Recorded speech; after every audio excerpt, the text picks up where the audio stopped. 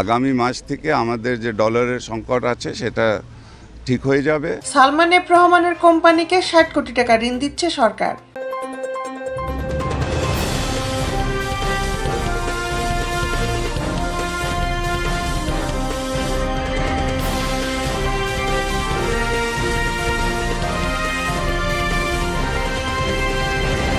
শ্রমিকদের অক্টোবর মাসের বেতন পরিশোধে বেক্সিমকো গ্রুপকে ৬০ কোটি টাকা ঋণ দেওয়ার সিদ্ধান্ত নিয়েছে সরকার।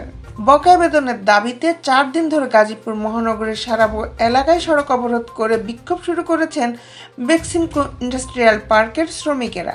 মঙ্গলবার ১৯ নভেম্বর সচিবালয়ে বেক্সিমকো গ্রুপের কর্মকর্তাদের সঙ্গে অনুষ্ঠিত বৈঠকে শ্রমিকদের বকেয়া বেতন পরিশোধে যৌথভাবে ঋণ দেওয়ার সিদ্ধান্ত নেয় শ্রম ও কর্মসংস্থান মন্ত্রণালয় এবং অর্থ মন্ত্রণালয়ের অর্থ বিভাগ।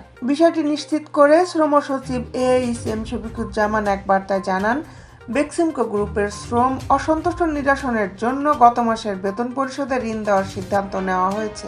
সাধারণ শ্রমিকদের আইন শৃঙ্খলা রক্ষার স্বার্থে অনতিবিলম্বে কাজে যোগদান ও আশুলিয়া চন্দ্রা এলাকার সব কারখানায় উৎপাদন স্বাভাবিক রাখতে অনুরোধ জানান সচিব। এই বিষয়ে জানতে চাইলে বেক্সিমকো গ্রুপের পরিচালক উসমান কায়সার চৌধুরী গণমাধ্যমকে বলেন, শ্রম মন্ত্রণালয় ১০ কোটি ও অর্থ বিভাগ ৫০ কোটি টাকা ঋণ হিসেবে দেবে। বেক্সিমকো ইন্ডাস্ট্রিয়াল পার্কের ২৪টি কারখানায় কাজ করেন প্রায় ৪০,০০০ শ্রমিক। তবে ঋণ খেলাপি হওয়ায় রাজনৈতিক পট পরিবর্তনের পর কাঁচামাল আমদানি করতে পারছে না বেক্সিমকোর কোম্পানিগুলো। এতে কারখানাগুলোর উৎপাদন ব্যাহত হচ্ছে। প্রতি মাসে গড়ে ৩ কোটি ডলারের তৈরি পোশাক রপ্তানি করে বেক্সিমকো। এই বিষয়ে উসমান কায়সার চৌধুরী বলেন, কাঁচামাল আমদানি করতে না পারায় শ্রমিকদের একরকম বসিয়ে বেতন দিতে হচ্ছে। তাতে গত ৩ মাসে বেতন ভাতা বাবদ ৩৫০ কোটি টাকা লোকসান হয়েছে।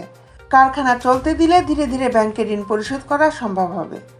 উসমান কায়সার চৌধুরী আরও বলেন, বিদেশি ক্রেতাদের আমরা আমাদের বর্তমান পরিস্থিতি সম্পর্কে অবগত করেছি।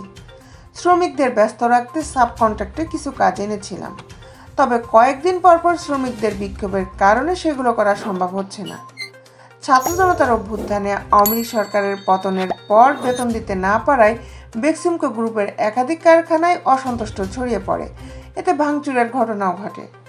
ওই সময় বেতন দিতে রাষ্ট্র মালিকাধীন জনতা ব্যাংক ৫৫ কোটি টাকা ঋণ ছাড় করে। যদিও জনতা ব্যাংক গ্রুপটির ২৩,৫৫৭ কোটি টাকার ঋণের মধ্যে প্রায় ১৮,০০০ কোটি টাকা এখন খেলাপি। বেক্সিমকো গ্রুপের vice chairman Salman F Rahman ছিলেন সাবেক প্রধানমন্ত্রী শেখ হাসিনার বেসরকারি শিল্প ও বিনিয়োগ বিষয়ক উপদেষ্টা। বর্তমানে তিনি কারাবন্দী রয়েছেন। দেশ বিদেশের আপডেট নিউজ পেতে আমাদের সাথেই থাকুন। Justice television, Dhaka.